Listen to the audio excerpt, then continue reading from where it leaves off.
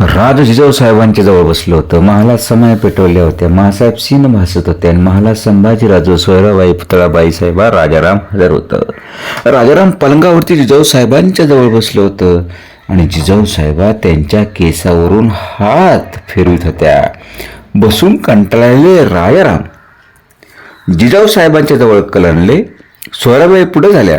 राजारामांचा हात धरीत त्या म्हणाल्या, उठा बाळराजे, झोपायला जा. मासाहेब आजारी आहेत. एवढंही कळत नाही.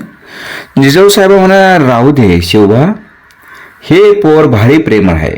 बघ, सांगाल ते ऐकतं, फार शांत आहे. मला बरं नाही तर ही दोघं सारखी आतबाहेर करीत असतात. सारे लाड पुरवले जातात ना? राजा म्हणाले, नाही रे, जातीनच प्रेमळ आहे. तुझ्या पोटी 2 नक्षत्र आले आहेत. एक आहे सूर्य, दुसरा आहे चंद्र आणि एक अत्यंत स्वाभिमानी, नाकावर माशी बसून घेत नाही, तर दुसरा एकदम शांत. राजा काहीच बोलले नाहीत आणि जिजाऊ साहेबांच्या त्यांनी आलं. त्या म्हणाल्या, काळजी कसली करता राज, थोडी दगदग झाली ना, त्यामुळं हा थकवा आला. जाईल सावकाश आणि नाही गेला म्हणून काही बिघडणार नाही. राजा आमचं ऐकाल? सांगा मासाहेब. राजा म्हणाला, आम्हाला आता पाचाडला हलवा. जर बरं वाटलं की नको रे, अरे मेहन्यातून मी जाईन.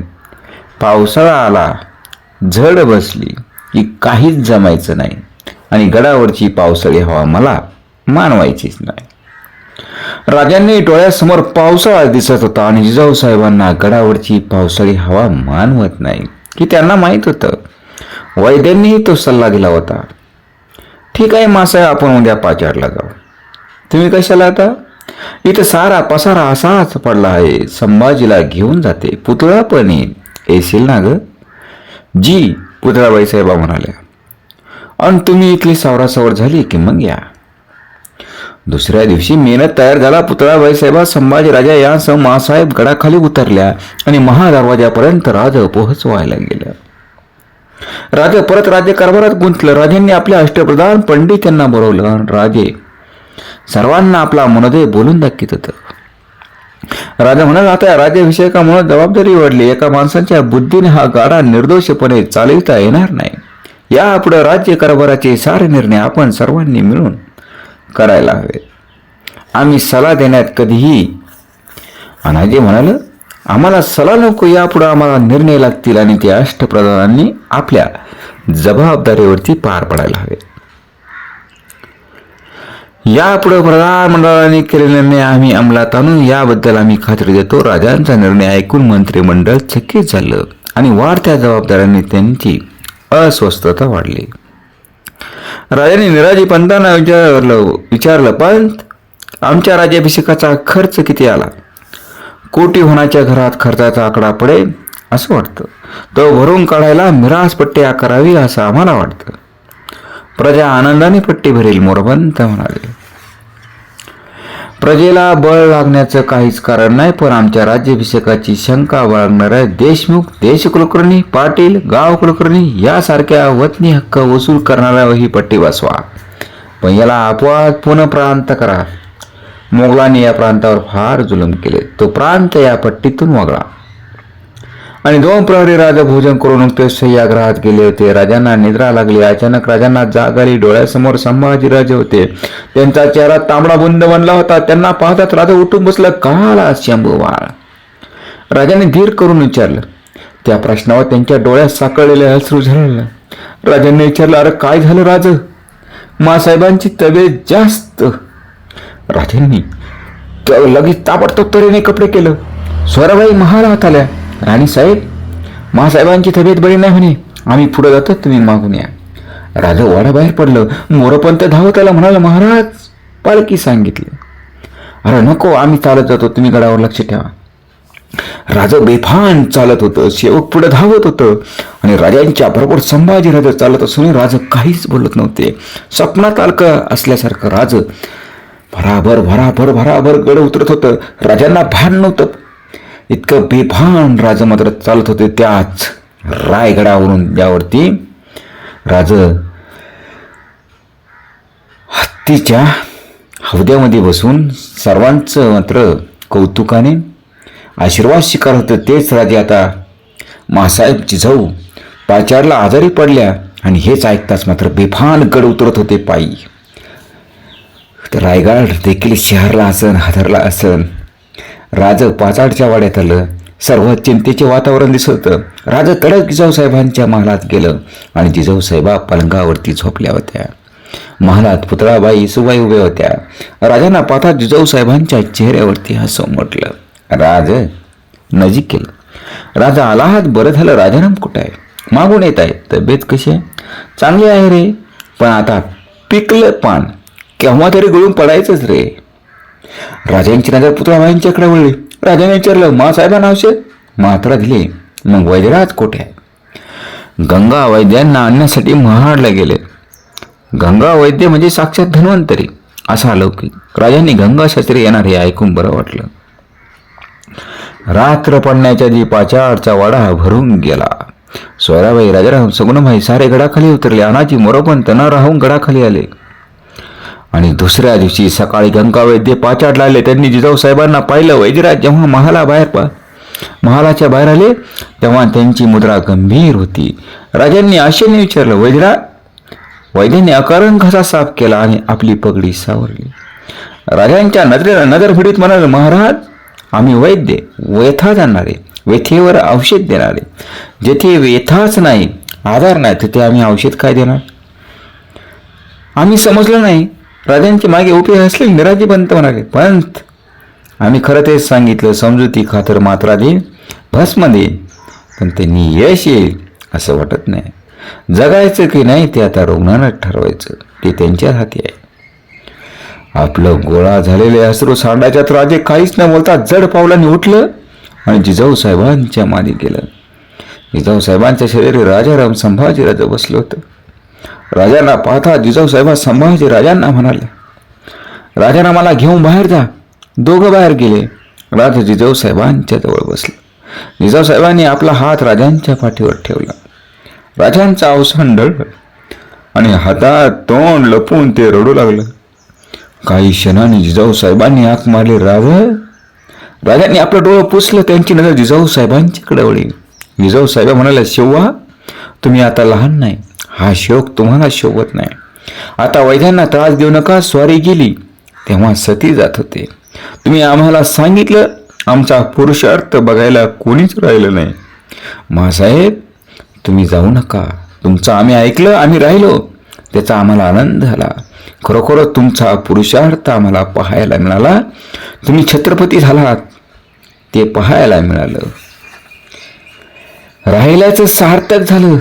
मासाहेब शिवा, आम्ही का जन्माला पुरतो? मुलाचं कर्तेपण पहा, ज्येष्ठांनी जावं आणि यात जीवनाचं यश नाही का? आणि मी गेले तरी कुठं जाणार? देहाने गेले तरी मनानं इथंच आहे मी. आमच्या आठवणीनं कधी डोळ्यात पाणी नका आणू. ते पाहून आमच्या मनाला दुःख होईल. राज, तुमच्या जीव पुरा जकडून गेला आहे. मागे पाहिलं तरी तुमची सावली बनून आम्ही राहिलो आहे हे तुमच्या ध्यानी येईल. जिजाऊसाहेबांनी थोडी उसंत घेतली. राजांच्या पाठीवरून हात फिरवत त्या म्हणाल्या, राजाराम, संभाजी दोघेही लहान आहेत. संभाजी राजांना अजून समज यायची आहे. त्याला खूप जपायला हवं. मी होते थोड सारं केलं. आता राज, तुम्ही घरात लक्ष घालायला हवं. आणि तेवढ्या बोलण्याने जिजाऊसाहेबांना थकवा आला. डोळे मिटून पडून राहिल्या. राजा हळुवार पावलांनी बाहेर गेलं. मृत्यूच्या चाहुलीने सारा वाडा चुपचाप झाला. कवी कलसे जिजाऊसाहेबांना बरे वाटावे म्हणून होमात गुंतले होते. निराजी पंतांनी जिजाऊसाहेबांच्या मालाबाहेर अनुष्ठानाला ब्राह्मण बसवले होते आणि त्या मंद आवाजाने वाड्याची गंभीरता वाढली होती. राजा आणि संभाजीराजे जिजाऊसाहेबांच्या उसाशी सदैव बसून होते. राजांना भावी पोरकेपण जाणवत होतं आणि राहून राहून त्यांच्या डोळ्यातून अश्रू उगळत होतं.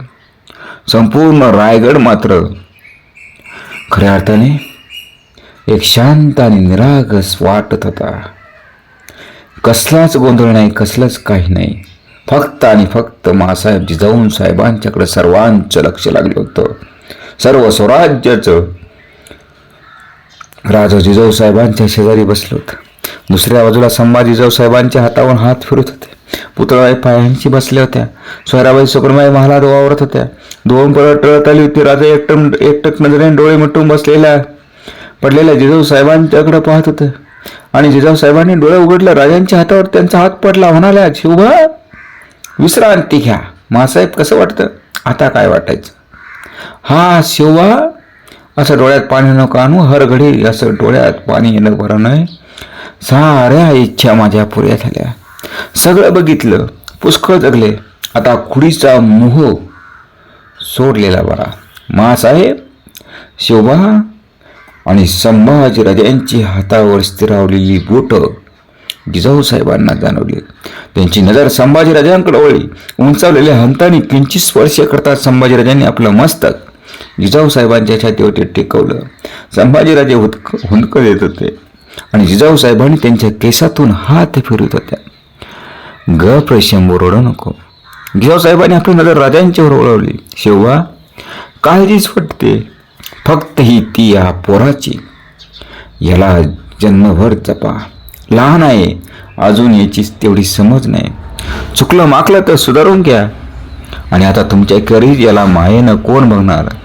सई असती तर काळजी नव्हती.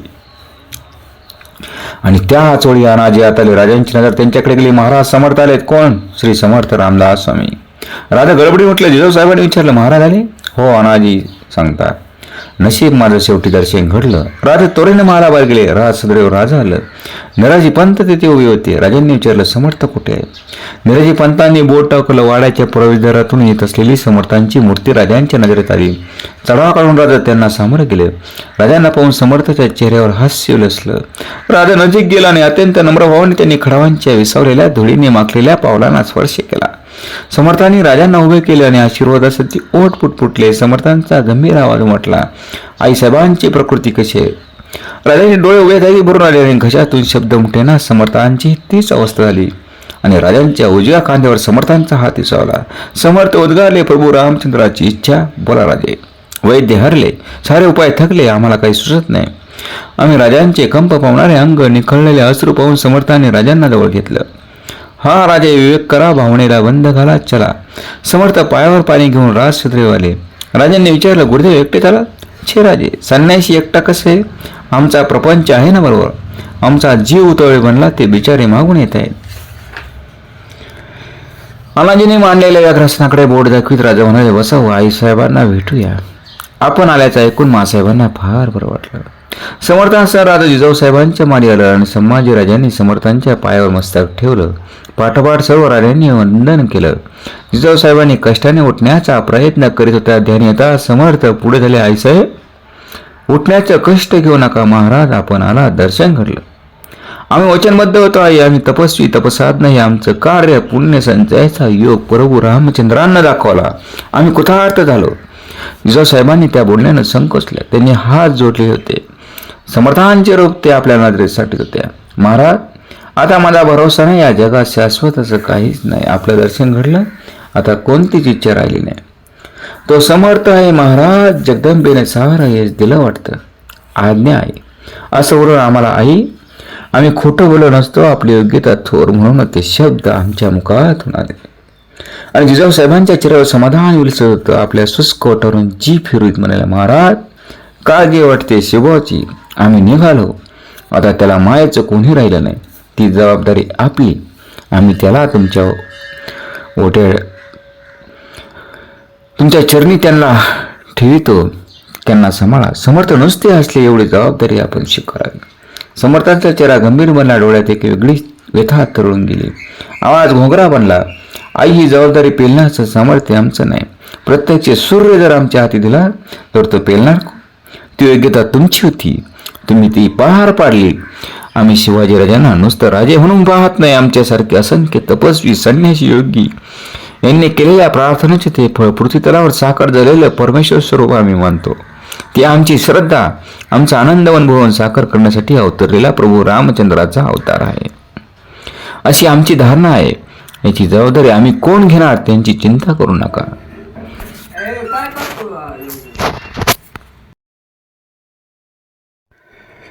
दैवयोगानं आलेला मात्र योग पेलण्याचं सामर्थ्य त्यांना आहे. त्यांच्या हाती देव, धर्म आणि देव देश सुरक्षित आहे. तीच प्रभू रामचंद्रांची इच्छा. जिजाऊसाहेबांच्या डोळ्यात आनंद अश्रू तरळले. आई, आपण शांतचित्त होऊन प्रभू रामचंद्राचं स्मरण करा. आता तिकडे लक्ष स्थिर करा, आम्ही येतो. जिजाऊसाहेबांनी हात जोडले. राज समोरतासह राज सदरेवरती आले. सूर्य मावळला. पाचडावरती रात्र उतरली. वाड्याच्या मसळी वाऱ्यावरती फरफर करत होत्या आणि जिजाऊसाहेबांना श्वास लागला होता. महालात धावपळ सुरू झाली होती. रात्र वाढत होती. समर्थ व्याघ्रासनावरती ध्यानस्थ बसले होते आणि समोरच्या धुमीतला अंगार वाऱ्याबरोबर तेवत होता. मध्यरात्रीच्या सुमारास वाड्यात आकांत उसळला.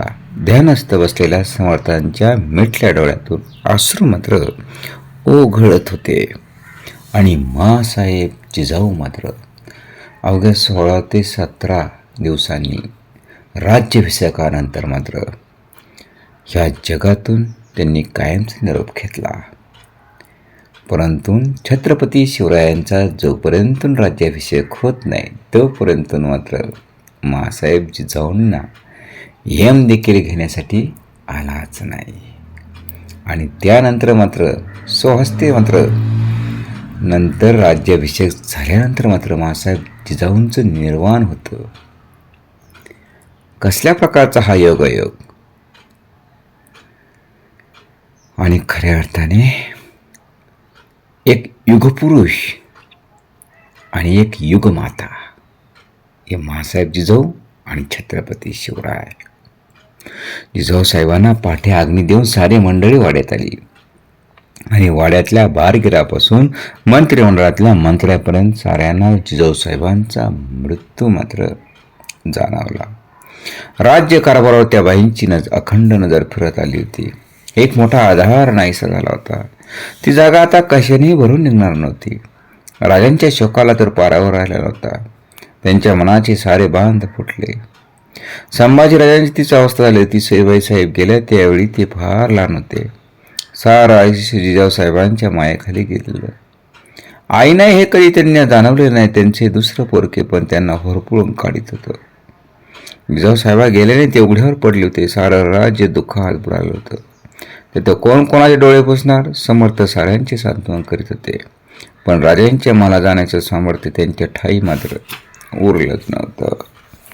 2 दिवस गेले तरी राजांचा शोक कमी होईना. मोरपंत समर्थांच्या जवळ आले.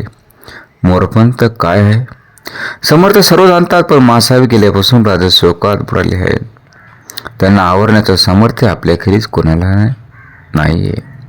समर्थांनी दीर्घ निश्वास सोडला. त्यांची नजर व्याकुळ बनली. म्हणालं, पण आम्ही संन्यासी असलो तरी माणूसच आहोत. आम्हाला हे का कळत नाही. साऱ्यांचं साथमग करायला आम्ही धजलो, पण राजांच्या समोर जायला मन धजतच नाही. माँसाहेबांचा आधार काय होता हे आम्ही जाणतो. माँसाहेब गेल्या. राजांचं सर्वस्व हरवलं. मात्र योग सर्वांनाच भोगावा लागतो. पण असं नातं फार दुर्मिळ. त्या राजांच्या माता श्रेष्ठ सल्लागार राजांचा धीर होता. राजांना त्यांनी जडवलं, गुणसंपन्न केलं. त्यांच्या योगाचं दुःख कोण हलकं करणार. शब्दांना ते बळ कसं लाभणार. हे दुःख अशी असतात की ज्यांनी त्यांनी सोसायची असतात. त्यात वाटेकरी होतो म्हटलं तरी होता येत नाही. मोरपंतांचे अश्रू वाहू लागले. पंतांनी डोळे पुशीत म्हणाले, माँसाहेब गेल्या. आम्हाला पोरकी पण आलं. 4 वर्ष मागेपर्यंत माँसाहेब निवाडा करीत होत्या. राजा कुठेतरी असली तरी कारभार कधी त्यांची उणी भासायची नाही. आम्हाला राजगडावर असल्यासारखेच वाटायचे. त्यांनी आम्हाला खूप शिकवलं. राजांचं दुःख आम्ही जाणतो, पण त्याचबरोबर त्या शोकाला वेळीच बंद पडायला हवे हे विसरता येत नाही. तेव्हा समजलं, ठीक आहे आम्ही येतो. समर्थ मोरपंतासह राजांच्या महालात गेले. राजा पलंगावर झोपले होते. समर्थांना पाहतात राजा उठलं. कष्टाने त्यांनी पाय शिकले. समर्थांनी राजांच्या खांद्यांना धरून उभं केलं. राजांच्या मुखातून हुंदका उमटला. सारं अंग कापू लागलं. समर्थांचाही जीव गुदमरला. त्यांनी राजांना मिठीत घेतलं आणि राजांच्या पाठीवरून हात फिरत होते. राजांच्या अश्रूंनी त्यांची छाती भिजत होती. राजा शांत व्हा, विवेक करा. नकारार्थी मान हलवीत राजा म्हणाला, आम्हाला काही सुचत नाही. माँसाहेब गेले आणि आमची सावली हरवली. राजा आम्हाला सारं कळलं, पण मनाला आवरायला हवं. अजान माणसांनी शोक केला तर आम्ही समजू शकतो, पण ज्ञानाचा शोक आम्हाला व्यथित करतो. जन्माला जीवाबरोबर मृत्यू हाही अटळ असतो. आईसाहेबांचा मृत्यू केवढा मोठा भाग्यशाली. तुमचा राज्याभिषेक पाहून तृप्त मनाने तो जीव केला. आणि आयुष्याचं सार्थक झालं. पूर्तीतळा असं भाग्य किती जणांना लाभलं. मुलाचा पुरुषार्थ पाहून तृप्त होऊन आयुष्याची अखेर समाधानानं गाठणाऱ्या किती माता आहेत. ही तृप्तता पाहण्याचं भाग्य किती मुलांना लाभलं. धन्यता म्हणावी असा हा क्षण ज्ञानी माणसाने आनंदोत्सव करावा असा शुभ दिवस. मासाहेबांच्या आत्म्याला तुमचा शोक पाहून केवढं क्लेश होत असतील. सारं कळतं पण वळत नाही ते वळायला हवं राज. आम्हाला जे जमेल असं वाटत नाही. मासाहेबांच्या शिवाय आम्हाला जगता यायचं नाही. आम्हाला ते सवय नाही. समर्थांचा चेहरा कटर बनला राज. अहो मासाहेबांच्या शिवाय जीवन एवढं अधूर राहणार होतं तर मग तुम्ही त्यांच्या मृत्यूला कारणीभूत का झाला. राजांच्या अश्रुपूर्ण नजर वर झाली.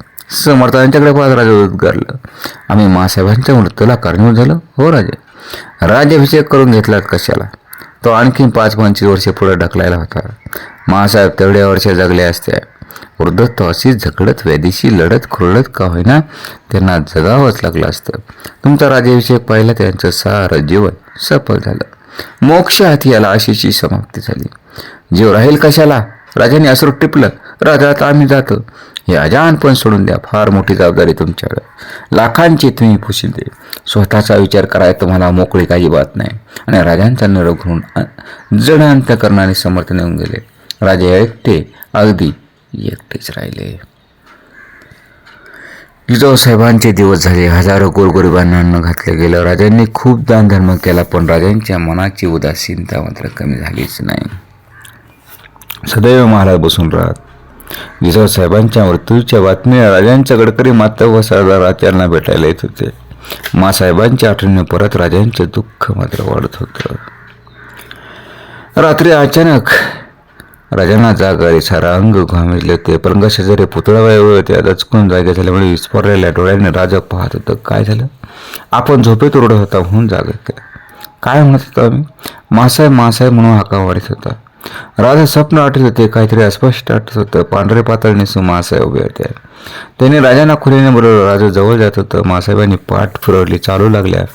राजाने त्यांना हाक मारीत गाठला आणि राज जागा झालं. राजांचे डोळे भरून आले. ओठ थरथरले. आवाज कापरा बनला. राणीसाहेब सारा दिवस मासाहेबांना शोधण्यात जातो. त्यांचं कुठं दर्शन घडत नाही. अस्तित्व जाणवत नाही. मासाहेबांनी सावलीवरून राहायचं वचन दिलं होतं पण कुठंच दिसत नाही. जीव थकून जातो. रात्री स्वप्नात नुकत्या कुठं मासाहेब आमच्या समोर अवतरू लागतात. तोच आम्हाला कशाला जागा करता. पुतळाबाईंना राजांचं घायल रूप शब्द ऐकणे कठीण गेले. पत्राचा गोळा तोंडाशी धरून धावत महालाबाहेर निघून गेल्या. सकाळ झाली. सारा आकाश कुंदावलं होतं. सूर्योदयाला झिरझिर पावसाची सुरुवात झाली आणि पश्चिमेचा गार वारा जाणू लागला. राजा बाहेरचे कुंदावलेले वातावरण पाहत असता महालात आनाजी आलं. राजा म्हणाला, आनाजी